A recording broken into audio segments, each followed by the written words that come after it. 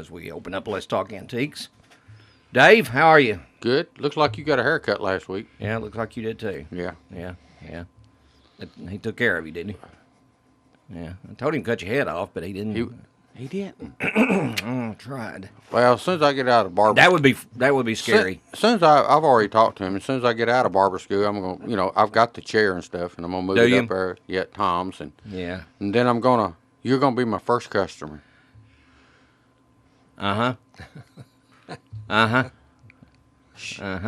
You know what 2 bits is, right? What is 2 bits? Quarter. Yeah, that's all I'm gonna charge you. 2 bits. You thought I A wouldn't know shave that, and a did you? haircut. Hey, listen, a shave and a haircut, 2 bits. How's that sound? You ain't touching me. For a quarter? You ain't touching What me. if the shave is the haircut? Yeah, it is. You're right. It will be with him. He ain't touching me. All right. Ray's with us. Good morning, Ray. Good morning, sir. He's ignoring us. I do that quite often to you. And you've brought along Winford Peak. Winford. Welcome back. Good to be here. Thank you for coming. Thank you for putting up with David. I have to. He's been a good friend a long time, so I guess I You better claim hang him? in there with him. I'm afraid so. Hey, have you Oh, sold my man. Coca-Cola sign yet? No, sir. I still got Okay. Wow. Wow, you should sell it. it. He's wanting it. You should. He's wanting it. You know- Make sure you make a really good deal for him. Hey, like when you was kids, you throw that bobber out there fishing and you Yeah. see it go down a little bit. That's what he's doing. He's fishing with me. He can see it go down a little bit, but it ain't sunk all the Boy, way. I hope that's a big old hook when he hooks you. Oh, it's a nice sign now. Yeah, we well, haven't found it on the internet. No. One exactly like it. So It's it's pretty. It's a good one. Don't let him get Oh, by with anything. Okay, our subject today, Yes. Camp Forrest. Camp Forrest.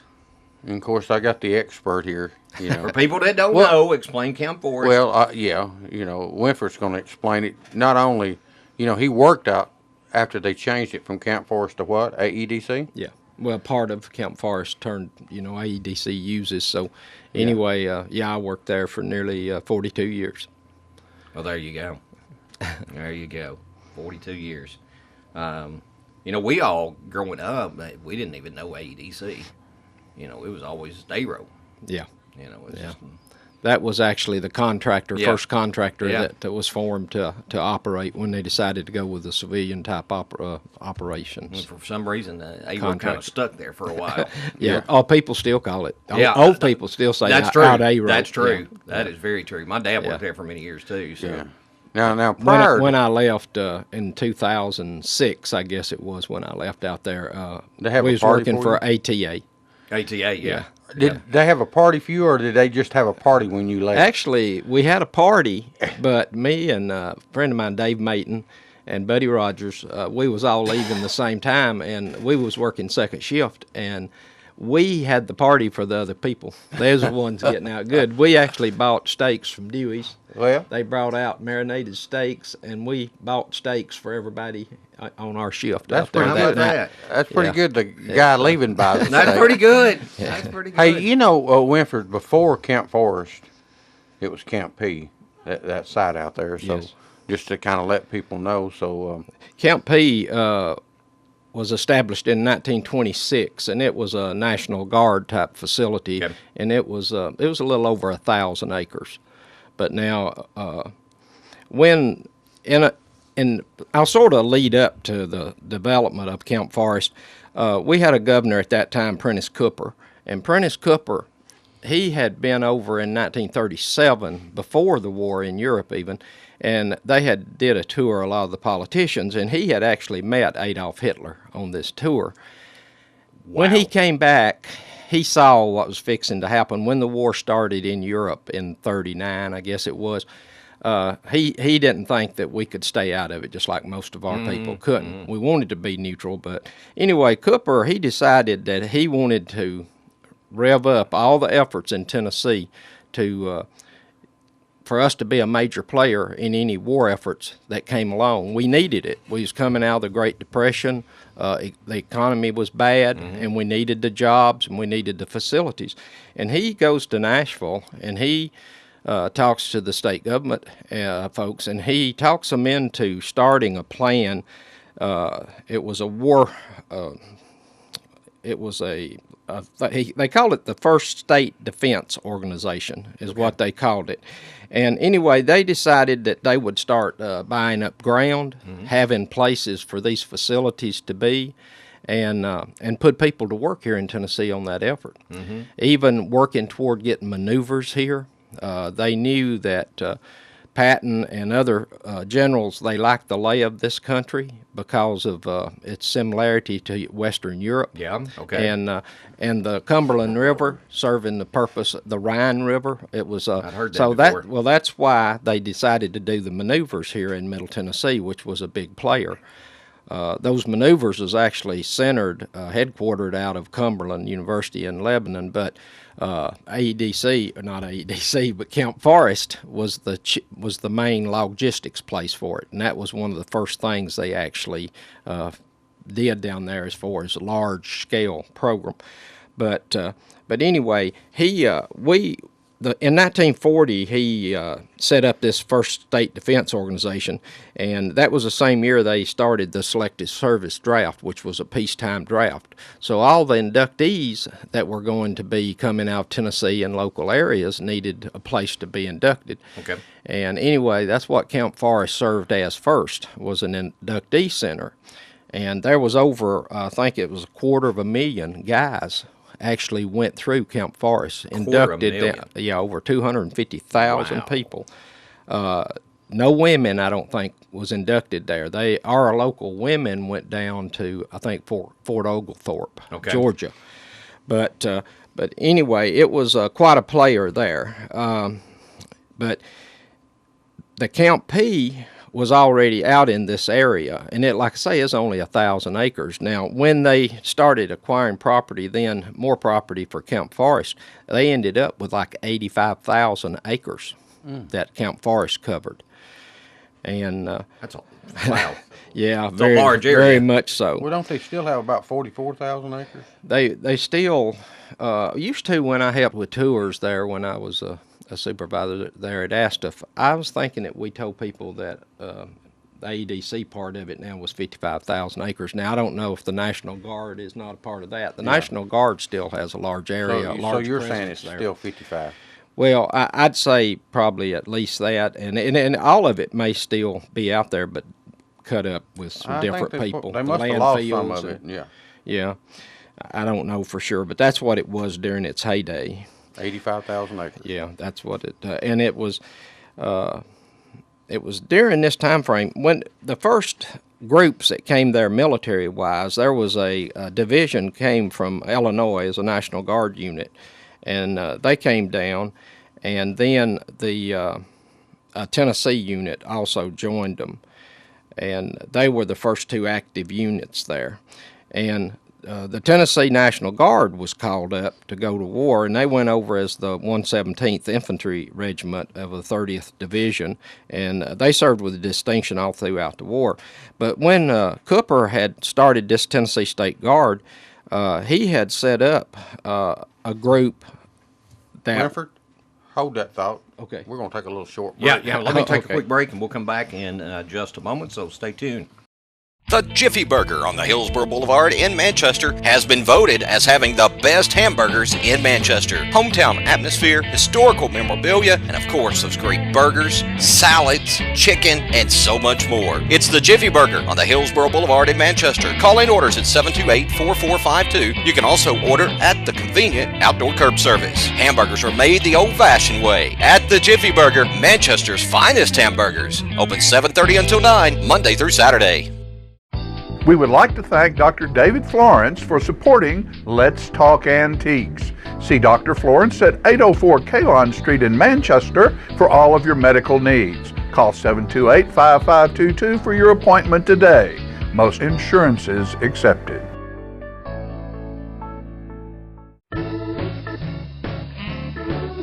Shelton Lane Antiques in Manchester has over 5,000 square feet of antiques for treasure hunters to explore. They sell vintage clocks, gas pumps, signs, furniture, and glassware. They have over 3,000 vinyl records and a fully stocked 1950s style general store. Owners Harold and Ruby Shelton have been collecting unique items for years, and you can start or complete your own collection today at Shelton Lane Antiques. Open Wednesday through Saturday, 10 a.m. to 5 p.m. at 100 Shelton Lane, just off 16th Model Road in Manchester, Tennessee. Come look around and plan to stay a while at Shelton Lane Antiques, where we sell antiques, but the history is free.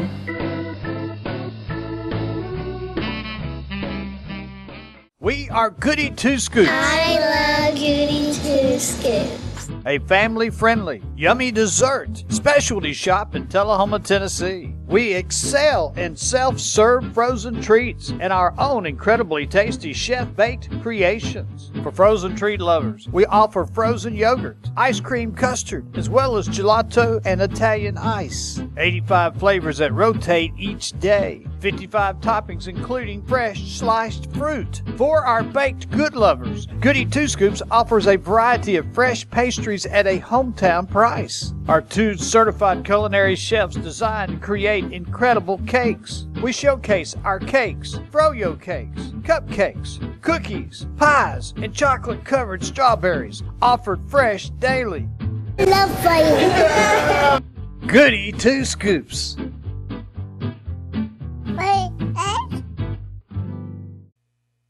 8:30 is your time as we continue now on Let's Talk Antiques. Dave, talking Camp Forrest today. Ray, good morning. Good morning, sir. Good to have you here. Well, I just told Ray to jump in and say something about Camp Forrest. So he can even just say, can you say Camp Forrest, Ray? Camp Forrest. All right. Good job, Ray. Good job. Now, do you Ray's too young. He can't Yeah, I remember remember that. all that. Yeah. Do you you remember where you was when I said hold that thought? No, I don't. Okay. We'll just go from there anyway. Well, he said say Camp Forrest. I guess everyone knows that Camp Forrest was named after General Nathan Bedford. It Forrest, does have the 2 R's in Confederate it. guy. Double Yes, R. and it does have 2 R's. And that was a little bit of a controversy at the time, but not a large controversy because everything got cranked up in ~41. So had anyway, other that things got to worry about. that got forgotten pretty quick. I'll touch on these maneuvers that went on in Tennessee. That started out. Tullahoma become such a boom city during this time frame. George Patton's. It was the 2nd Armored Division out of Fort Benning, Georgia. They're the ones that come up and did this. Their nickname was Hell on Wheels, and they used over 20 counties in Middle Tennessee for these maneuvers.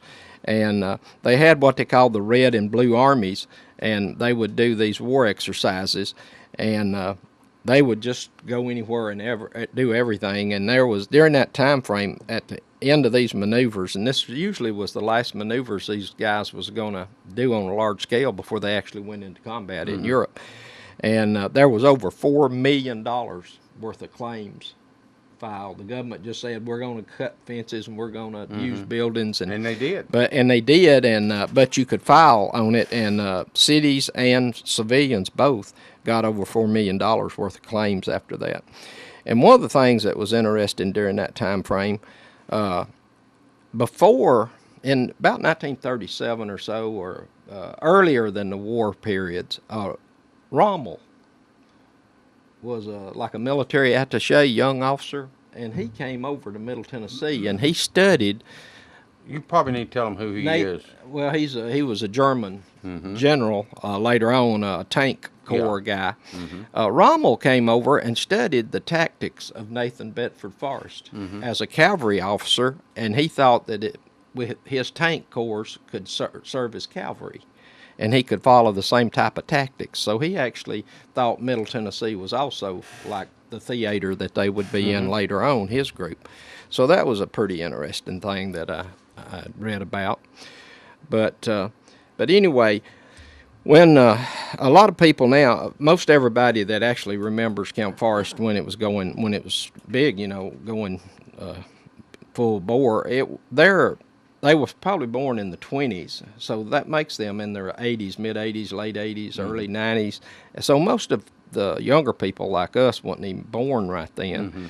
But anyway, Camp Forrest served not just as a place to train troops, and there was, I think it was like 2,500 that went through there. But they employed like 12,000 civilian people at one time. And when they built it, it was a tremendous boom to the economy as far as the building and stuff. And Tullahoma during that time frame went from 4,500 people, that area, maybe not just in the city limits, but that area went from 4,500 to, I think, let's see what my number was, to 75,000. Now, 75,000 people in a 5-year period, and that's all. The only time Winford, there's only 52 here now. 52,000 That's in in the the whole county. county. in the county. Yeah, in the county. But The whole that's county. how large a boom it Wow. was, and it was such a. They just said it was really, really hectic down in that area. Holy moly! Can you imagine? That's why they got $1 a piece for candy bars. Yeah. I mean, I had old folks tell me that when they was kids, they'd sell candy bars, and those soldiers pay them $1 a piece for them. And that's what we That's pay when they now. cost a nickel. That's what we're paying now. Yeah.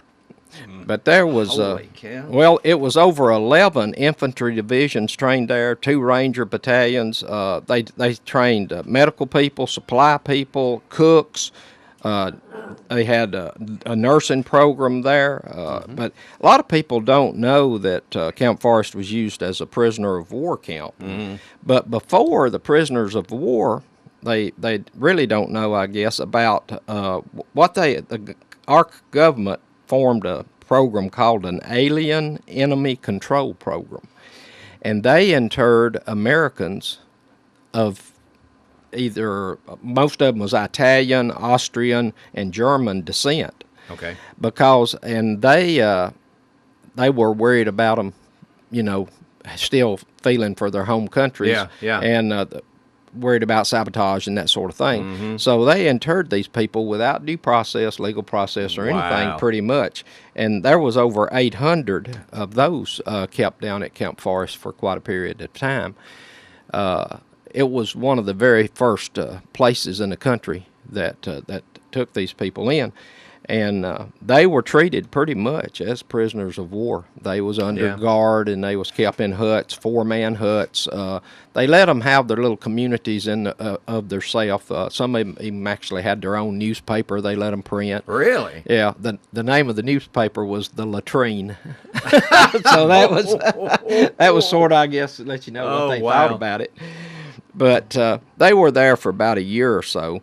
And then the prisoners started coming in. Now, they didn't keep them with the actual prisoners when they started coming in 42, 43, along in that time frame. But a lot of folks, don't know that. But anyway, there was like the POWs. There was as many as 24,000 kept down there off and on during that time frame. Germans. A majority was German. But there was quite a few Italians also, and then there was a few others blended in. There was some in those interrees. There was some Japanese even involved in that program. But anyway, Camp Forrest only ran for that pretty much a 5-year period. In 45, after the D-Day landing and they actually invaded Europe, they cut back on a lot of their training and stuff. And by 46, they had declared all of it surplus and inactive. And anyway, they That's just quick, though. that just shows you how they ramped up. Our country responded to the war. We stayed out of it as long as we could. But when Japan decided, they set plans into action they wanted to control the ocean and their ship movements, their Navy movements, so they planned simultaneous attacks, not just Pearl, but that day there was, I think, 4 or 5 other places, British things, in Malaysia and the Philippines and Singapore and I think maybe even Hong Kong. But they planned all those attacks at the same time on December the 8th, and that's when they attacked. But, and people's going to say, well, no, December 7th, but it was our December 7th. It was their December 8th in Japan. So that's sort of interesting. But anyway, when Camp Forrest went surplus, they actually had auctions, and they let people bid off all the materials in there, and it just become a skeleton, just foundations and Tell you what, chimneys. Hold that thought again. Yeah, Let's take a little break. got some interesting things we'll talk about when we come back, so stay with us. The Jiffy Burger on the Hillsborough Boulevard in Manchester has been voted as having the best hamburgers in Manchester. Hometown atmosphere, historical memorabilia, and of course those great burgers, salads, chicken, and so much more. It's the Jiffy Burger on the Hillsborough Boulevard in Manchester. Call in orders at 728-4452. You can also order at the convenient outdoor curb service. Hamburgers are made the old-fashioned way at the Jiffy Burger, Manchester's finest hamburgers. Open 7:30 until 9, Monday through Saturday. We would like to thank Dr. David Florence for supporting Let's Talk Antiques. See Dr. Florence at 804 Kalon Street in Manchester for all of your medical needs. Call 728-5522 for your appointment today. Most insurances accepted.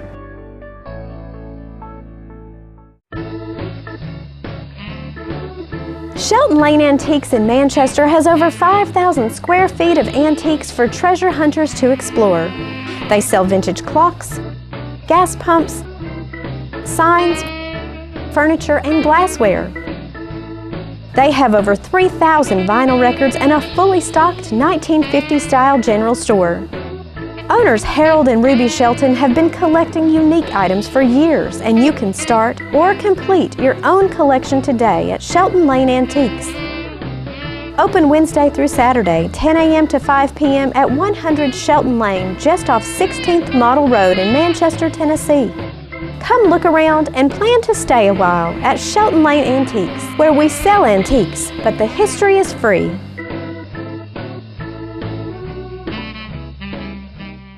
We are Goody Two Scoops, I love Goody Two Scoops. a family-friendly, yummy dessert specialty shop in Tullahoma, Tennessee. We excel in self-serve frozen treats and our own incredibly tasty chef-baked creations. For frozen treat lovers, we offer frozen yogurt, ice cream custard, as well as gelato and Italian ice. 85 flavors that rotate each day. 55 toppings including fresh sliced fruit. For our baked good lovers, Goody Two Scoops offers a variety of fresh pastries at a hometown price. Our 2 certified culinary chefs design and create incredible cakes. We showcase our cakes, froyo cakes, cupcakes, cookies, pies, and chocolate-covered strawberries, offered fresh daily.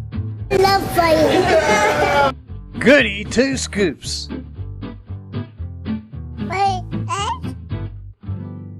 Back live here on Let's Talk Antiques on your Wednesday, and want to remind everybody that you can watch today's program on Channel 193 on Charter Cable, Piet Productions. That's at 6 p.m. today, 9 p.m. Friday, or 3 p.m. on Sundays. So be sure and check that out. It's also available on YouTube, on their YouTube channel, and also through their Facebook page, Piet Productions. So check that out as well. Dave? Winford, you know, you was talking about they started surplus, and then of course you can get a little bit more into it. Just a little trivia here. The Jiffy Burger, the original Jiffy Burger itself, what the framing part of it was used from material from the Camp Forrest. Really? Mm-hmm. Huh. Well. And some of those houses behind the restaurant were Camp Forrest, like a officer type houses or whatever. They actually moved the house. And moved them? Mm-hmm. Well.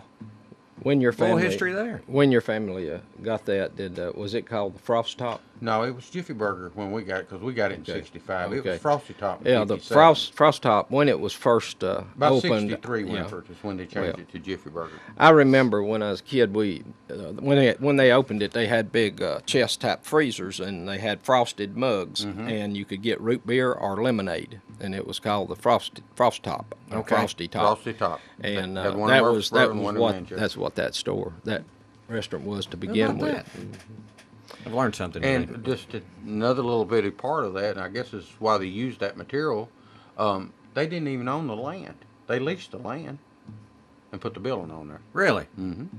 When we took it over, when we first got here, we paid $35 a week in the wintertime and $50 a week in the summertime for the property. Ain't that something? Yeah, but that was nice. They sort of probated it for the number of customers you probably had in the How about off-season. that? You know, I bought it in the late 70s, the land. Did you? You lease that to Nancy now, don't you? Yeah, you know I do. You know how that works.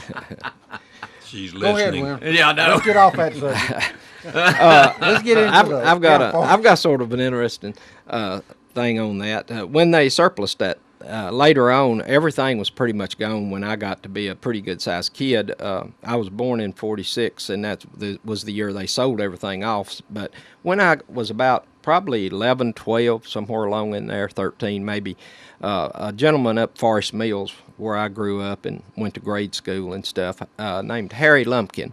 He got a contract to go down and blow the chimneys down. Really? A lot of the remaining ones, yeah, I don't know if it's because there's dangerous or they're getting a little money out of them, but we would topple those chimneys over, and then we would clean the brick. How did you do them? Did you just knock them down with a dozer or No, something? no. We just went in with a little old tractor and a wagon, and he would had big sticks of powder, and he'd cut off small parts of it, tape it over, and put a fuse in it, and he'd set a charge and sort of topple them over.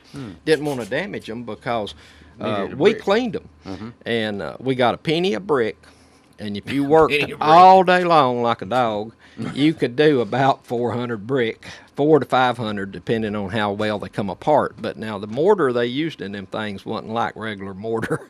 It was like concrete, man. It was tough. And how'd you get it off? Well, we had a hatchet that had a sharp side, and then it had a flat side.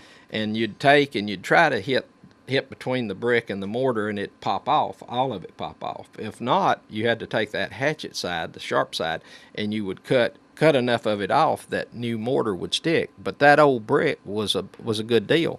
Wow. Problem was, us little old boys, we had to clean them, then we had to stack them to where he could count them, and then we had to stack them again on the wagon when he come around with his wagon to load them up. All for a And penny. they're all for a penny a brick. And that, $4, and you was out in the heat and the chiggers and the ticks, and Well, that's I mean, it was $4 It is quite was a bit tough. of money, though, wasn't it? Yeah. Later on, I got That's some work, boy. I got a job later on at 50 cents an hour washing dishes up at That's Serval Restaurant. $8 And, a day. Boy, that's big. That's No, big money. 8 hours at 50 cents. Oh, It was only $4. $4 Yeah. too. But Not as hard to work. I got cheeseburger for dinner and Cokes. And you got to look at the owner's young daughter. Yeah, that was at benefit right Yeah, there. I thought it was. I knew.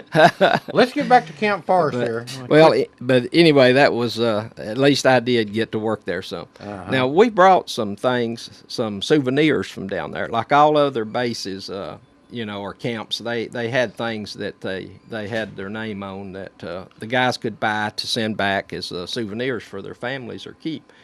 So this is a little baseball bat. They used to be a big thing back during that time frame. Well, with baseball names was. on it. Baseball was a big game. Says Camp Forrest on it, it's Tullahoma, got Tennessee. Camp Forrest, Tullahoma, Tennessee. These every military installation had these kind of things, and most all of them was for wives, mothers and fathers, wives, girlfriends, sweethearts, sisters. Is more of a feminine thing, but these pillowcases is Really pretty. all really pretty. And I've got a lot of those. I've got probably 10 or 12 different ones of those. But they were pillowcases. that I have picked up over the years. Here's one of the tags. One of the tags, Camp Forrest 1943. License plate. And here's just a collage of just different stuff. A different type of license plate. All right, got the pennant that says Camp Forrest, Tennessee, U.S. Army. Medical Department book, a tag that says Camp Forrest, and I'm not sure what that bottom one is. I can't tell. What is that bottom one? Hat. A little hat? Yeah. Okay. Just over here out of the way. Camp Forrest, Tennessee. And we have some different types of identifications. When people were on the base, of course, they kept pretty close watch over them. And my dad was at Camp Forrest when my dad was in the European theater in the infantry, 76th Infantry. And when he came back, he was down there for a while. And my uncle was Alfred Cruz. He was sort of like a second dad to me. They lived side by side, came back from the war. He was married to my dad's sister, and they would, when they came back, they bought a piece of property together, and they would cut a load of logs and put a load of logs on my dad's house, and then cut a load and put them on my uncle's house, and they built the house like that. But they never had kids, so we were sort of their kids too. So, but this is my Uncle Alfred's badge when he was down there. Tell them what it says on it, Winfred.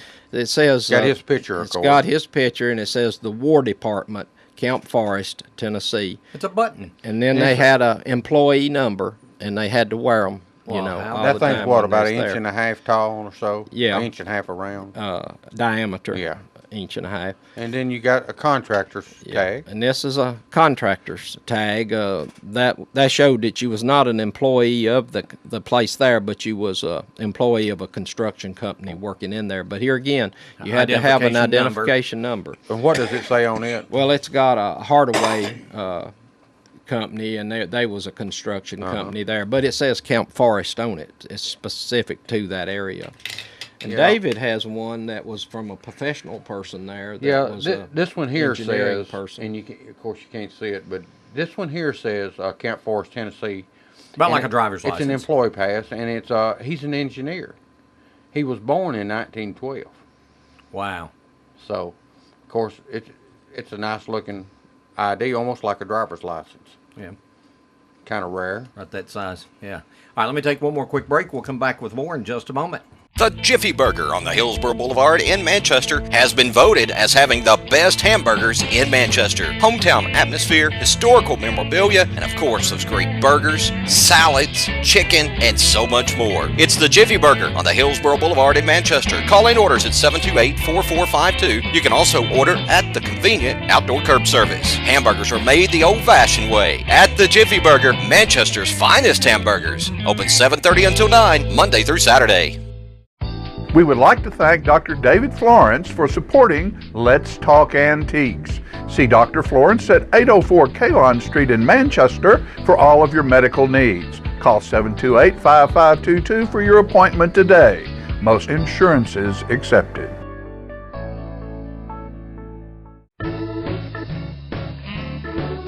Shelton Lane Antiques in Manchester has over 5,000 square feet of antiques for treasure hunters to explore. They sell vintage clocks, gas pumps, signs, furniture, and glassware. They have over 3,000 vinyl records and a fully stocked 1950-style general store. Owners Harold and Ruby Shelton have been collecting unique items for years, and you can start or complete your own collection today at Shelton Lane Antiques. Open Wednesday through Saturday, 10 a.m. to 5 p.m. at 100 Shelton Lane, just off 16th Model Road in Manchester, Tennessee. Come look around and plan to stay a while at Shelton Lane Antiques, where we sell antiques, but the history is free.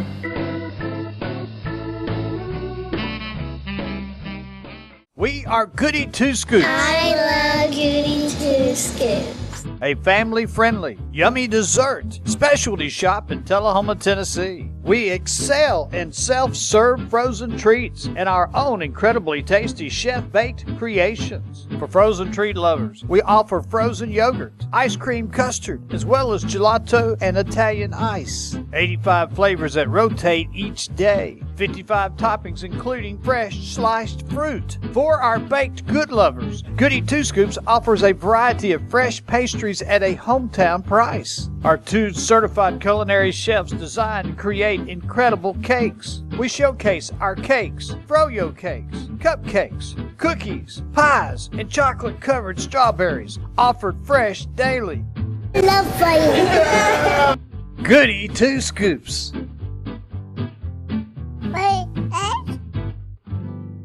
We return now to Let's Talk Antiques here on Thunder Radio.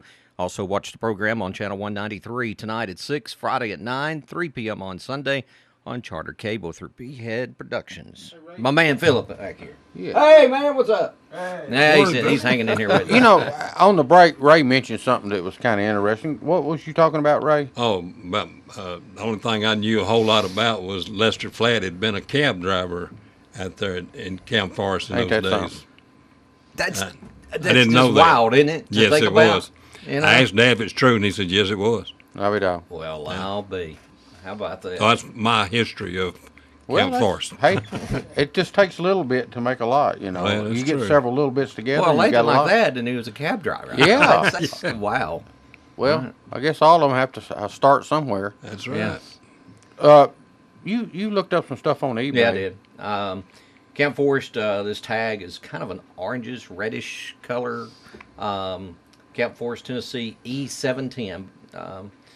There's two different tags on here. One sold for $203.50, and the other sold for $149.99. There's postcards on here.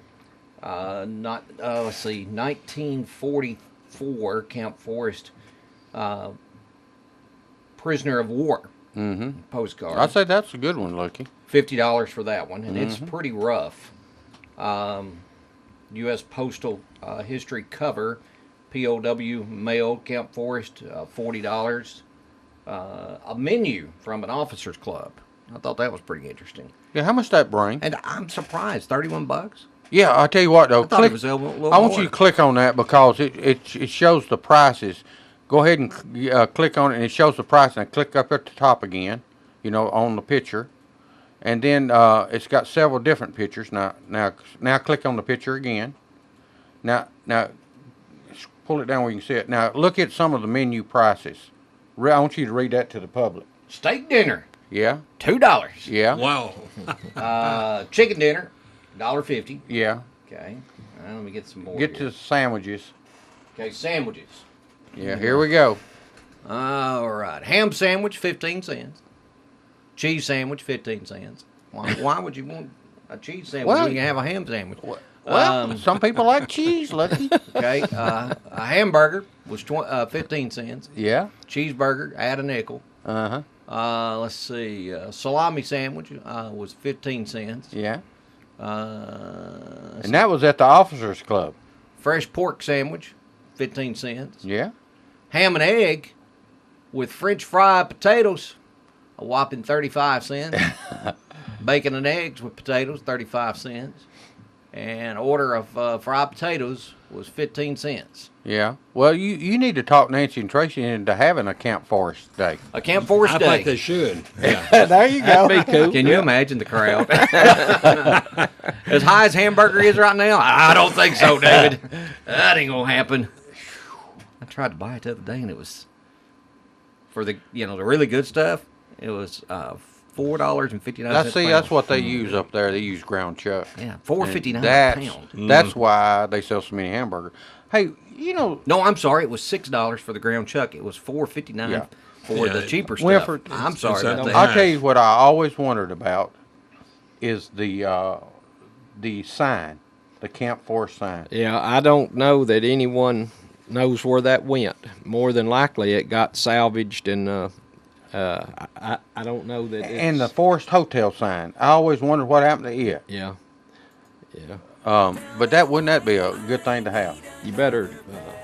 It'd Oh, be yeah. great to have, but Oh. don't forget Max. Yeah, I'll tell you what. We need to Happy wish birthday, Max! Happy Yeah. birthday, man. Happy birthday, Love Max. you, buddy. We're gonna say happy birthday to him again. Maybe happy birthday Happy again. birthday, Max. Hope he has a great day. Yeah. We miss him. Hopefully He'll he'll be come a- back soon. Max is probably like that old cowboy. I asked him, that was up to the restaurant. We got to get out of here, but he was traveling through, and he was riding a horse, and he had a pack horse with him.